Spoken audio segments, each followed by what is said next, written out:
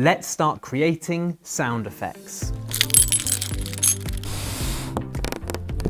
Now I know there's a creaky floorboard in this script somewhere, so that is really, really good. If you think about when trees move in the wind, playing around with sounds here. I thought this might be quite good for the rustling. Okay, so we've got some footsteps that we need to create. Might have to get into this a little bit more. That's quite good actually. I'm quite happy with that. Let's see how that goes.